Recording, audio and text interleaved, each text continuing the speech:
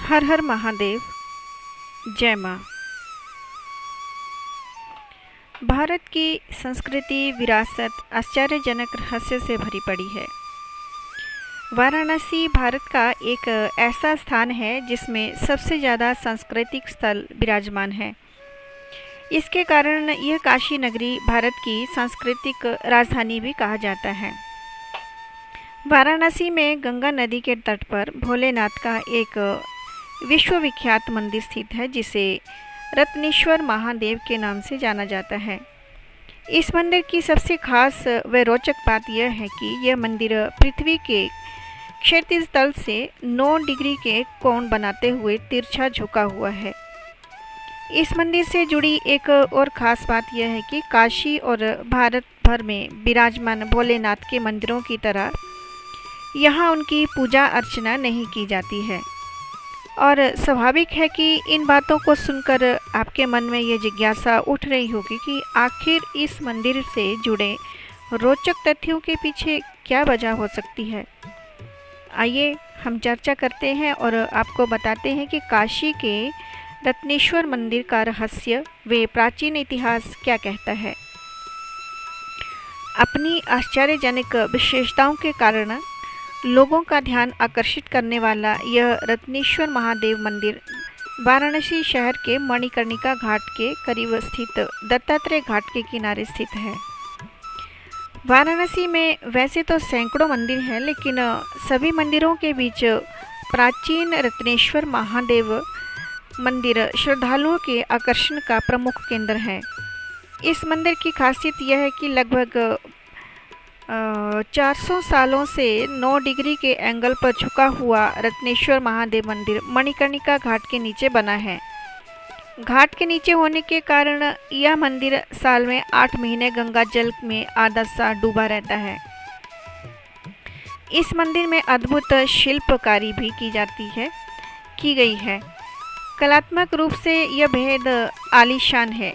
इस मंदिर को लेकर कई तरह की दंत कथाएं भी प्रचलित हैं। पीसा का मीनार झुकाव में रत्नेश्वर महादेव के मंदिर से कम नहीं, फिर भी यह भी विश्व भर के लिए प्रसिद्ध है क्योंकि इसकी वास्तुकला स्पष्ट रूप से दिखाई देती है। जबकि रत्नेश्वर महादेव मंदिर वर्ष भर में ज़्यादातर गंगा नदी के जल में ही डूबा रहता है, जिसके कारण इसे दीवाल पट्टल पर बालू आदि का भी कारण बैठे रहते हैं और पानी में डूबे होने के कारण इसकी वास्तुकला अच्छी तरह से दिखाई नहीं देती, वरना ये पीसा की मीनार से भी ज़्यादा झुका हुआ है और इसका वास्तुकला भी अलौकिक है। दत्तात्रेय घाट के किनारे स्थित यह रत्नेश्वर महादेव मंदिर लगभग 500 वर्ष पुराना बताया जाता है। इस मंदिर की विशेषता की बात यह है कि यह पृथ्वी के क्षेत्रफल से 9 डिग्री के झुकाव पर है। एक ऐसी भारी भरकम संरचना का 9 डिग्री कोण पर पृथ्वी की ओर झुकाव होना दर्शकों के लिए बेहद आश्चर्यजनक और आश्चर्य की बात भी है। इसके पीछे का रहस्य कोई भी नहीं जानता। रत्नेश्वर महादेव मंदिर की ऊंचाई लगभग 13 मीटर के करीब है। इस मंदिर को विशेष वास्तुकला से अलंकृत करके बनाया गया है, लेकिन यह मंदिर वर्ष भर के अधिकांश समय में जलमग्न रहता है, इसलिए प्रायः पर्यटक इसकी वास्तुकला को पूरी तरह से नहीं देख पाते। जब गंगा नदी अपने उफान पर आती है तो मंदिर का शिखर जलमग्न हो जाता है। बार बार गंगा नदी के जल के बहुत ही अपशिष्ट पदार्थ भी इस मंदिर में प्रवेश कर जाते हैं, इसलिए इस मंदिर के भीतर अक्सर कीचड़ जमा रहता है। रत्नेश्वर महादेव मंदिर के निर्माण का इतिहास। रत्नेश्वर महादेव के निर्माण के इतिहास के संबंध में लोगों की अलग अलग अवधारणाएं मशहूर हैं। लोगों की प्रचलित इन्हीं में से एक अवधारणा के अनुसार माना जाता है कि इस मंदिर का निर्माण महारानी अहिल्याबाई होलकर की जो दासी थी उसने करवाया था। दरअसल ऐसा कहा जाता है कि जब रानी अहिल्याबाई होलकर अपने शासनकाल के दौरान अपने नगर में धार्मिक स्थलों यानी कि मंदिर और कुंडों का निर्माण करवा रही थी, तो उस समय उनकी एक दासी रत्नाबाई भी इस काम में उनका सहयोग कर रही थी। कहा जाता है कि इसी दौरान अहल्याबाई की दासी रत्नाबाई ने उनके नाम में मणिकर्णिका घाट के निकट एक शिव मंदिर बनाने की मंशा बताई, जिससे बाद महारानी अहल्याबाई होलकर ने उन्हें इस मंदिर के निर्माण के लिए कुछ धनराशि उधार में दे दी, जिसे लेकर उन्होंने उस रत्नेश्वर महादेव मंदिर का निर्माण करवाया।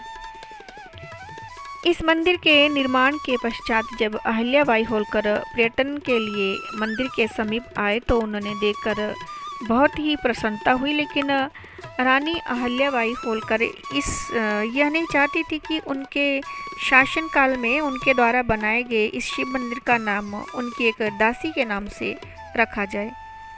लेकिन इस मंदिर का निर्माण रत्नाबाई ने ही करवाया था, इसलिए इस मंदिर को रत्नेश्वर महादेव मंदिर के नाम से संबोधित किया जाने लगा। कहा जाता है कि इस बात से नाराज होकर रानी अहल्याबाई ने अपनी दासी रत्नाबाई को श्राप दे दिया और कहा कि इस मंदिर में कभी भी पूजा अर्चना नहीं होगी। इसलिए महादेव मंदिर का नाम रत्नेश्वर महादेव के नाम से विख्यात हुआ और यही कारण है कि माना जाता है कि अहल्याबाई के दिए श्राप के कारण इस मंदिर में पूजा अर्चना के बीच बाधाएं उत्पन्न की जाती हैं। क्यों कहा जाता है रत्नेश्वर महामंदिर को मातृ ऋण?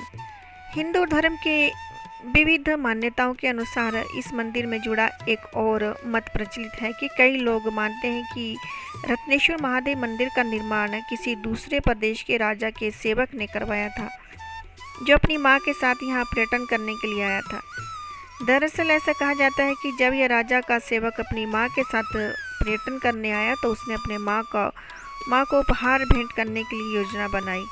बहुत सारे शिल्प कलाकार में निपुण शिल्प कलाकारों को बुलाकर मणिकर्णिका घाट के समय दत्तात्रेय इस घाट मंदिर का निर्माण करवाया गया।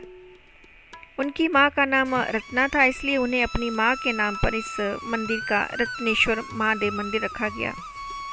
जब मंदिर का निर्माण संपन्न हुआ तो मंदिर के भव्य संरचना को देखकर उनके मन में अहंकार जागृत हो गया और अहंकारवश उसने अपनी मां से कहा कि आज मैं आपके नाम से इस भव्य मंदिर का निर्माण कराकर अपने ऊपर से दूध का कर्ज उतार दिया।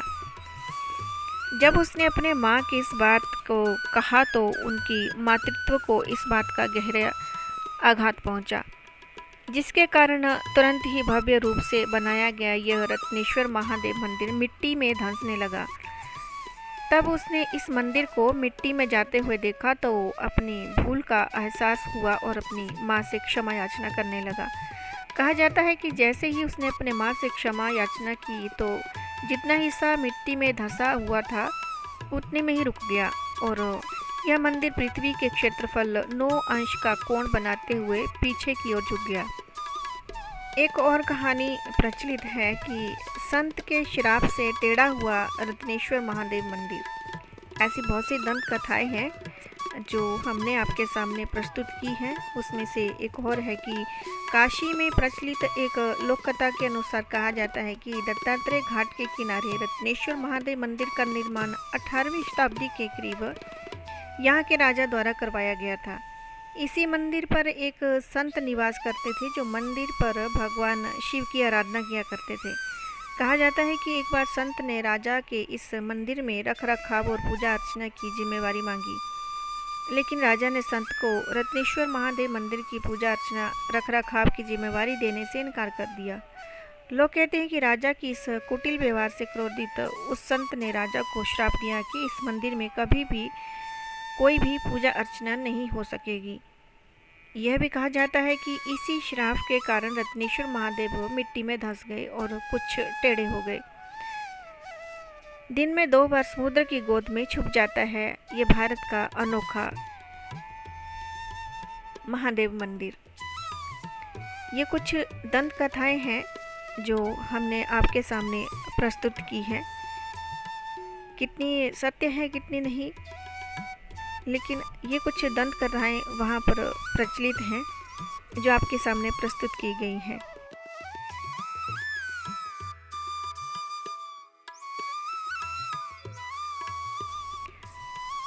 हर हर महादेव, जय माँ।